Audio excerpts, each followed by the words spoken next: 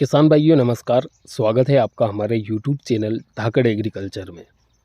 किसान भाइयों, इस वीडियो में हम बात करेंगे कि लहसुन की फसल में 70 से 80 दिनों के बीच में हमें कौन कौन सी बातों का ध्यान रखना चाहिए। इसके बारे में इस वीडियो में हम पूरी डिटेल के साथ में बात करने वाले हैं।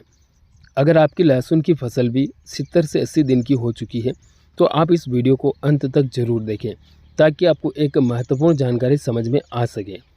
और किसान भाइयों, वीडियो स्टार्ट करने से पहले अगर आपने अभी तक हमारे YouTube चैनल को सब्सक्राइब नहीं किया है तो नीचे स्क्रीन पर एक सब्सक्राइब का बटन है, उसे दबाकर चैनल को सब्सक्राइब कर लीजिए।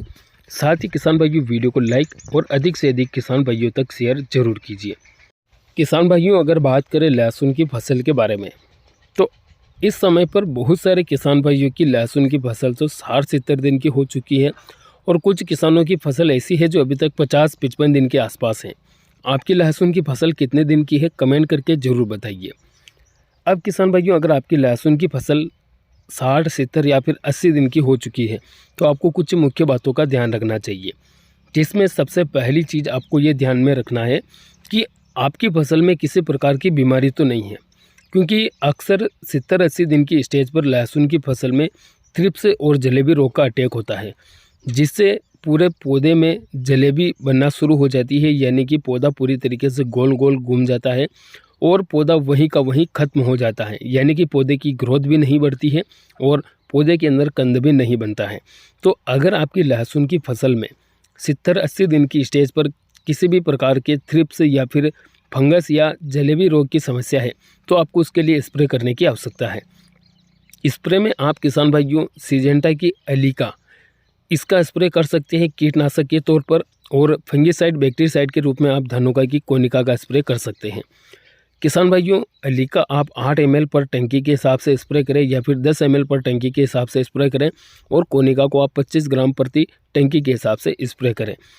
इससे किसान भाइयों आपकी फसल में थ्रिप्स की समस्या कंट्रोल हो जाएगी। साथ ही अगर आपकी फसल में फंगस या फिर बैक्टीरिया है तो वह भी खत्म हो जाएंगे, और जलेबी रोग अगर आपकी फसल में आ रहा है तो वह भी कंट्रोल हो जाएगा।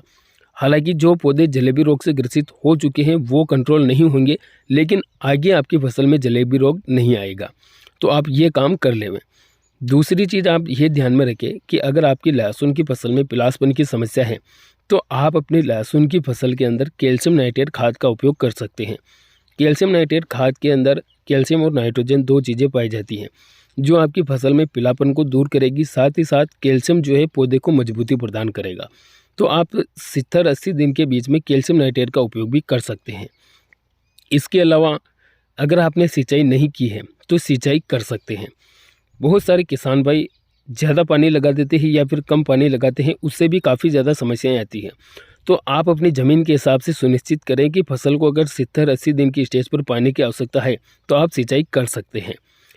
किसान भाइयों, इसके अलावा एक चीज़ और ध्यान में रखें कि अगर आप अपनी लहसुन की फसल में 70 से 80 दिन की स्टेज पर DAP या फिर 12-32-16 या फिर म्यूरेट ऑफ पोटास का उपयोग करना चाहते हैं तो ये खाद आप ना डालें। अगर आप इन खादों को डालते हैं तो हालांकि इनका नुकसान नहीं होता है, लेकिन आपका जो खर्चा होगा वो व्यर्थ में चला जाएगा, क्योंकि अगर आप 60, 70, 80 दिन की स्टेज पर इन खादों का उपयोग करेंगे तो आपको उतने अच्छे परिणाम भी नहीं मिल पाएंगे। इनकी जगह पर अगर आप पोटास डालना चाहते हैं तो आप वाटर सोल्यूबल पोटास का उपयोग कर सकते हैं, जिसके रूप में आप NPK 05234 या फिर NPK 0050 ऐसे खादों का उपयोग कर सकते हैं। तो आप ये कुछ मुख्य बातें हैं जो ध्यान में रखें। इसके अलावा इस साल जो है लहसुन की फसल की जड़ों के अंदर कई प्रकार की बीमारियां लग रही हैं, तो अगर आपकी लहसुन की जड़ में भी किसी प्रकार का कीट या फिर फंगस है तो जड़ के लिए भी आप कीटनाशक फंगीसाइड का उपयोग कर सकते हैं। इसके लिए किसान भाइयों आप क्लोरोपाइरीफास और कीटाजिन दोनों कीटनाशक फंगीसाइड का उपयोग अपने लहसुन की फसल में पानी के साथ में कर सकते हैं, जिससे पौधे के अंदर जड़े में भी कीट फंगस खत्म हो जाएंगे। ऊपर से स्प्रे करेंगे उससे भी थ्रिप्स फंगस बैक्टीरिया खत्म हो जाएंगे, और जो खाद आप डालेंगे उससे पिलासपन की समस्या खत्म हो जाएगी। तो ये कुछ मुख्य बातें हैं जो आपको 70 से 80 दिन के बीच में ध्यान में रखना जरूरी है। किसान भाइयों, वीडियो में बस इतनी ही जानकारी थी। उम्मीद रहेगी आपको वीडियो अच्छा लगा होगा।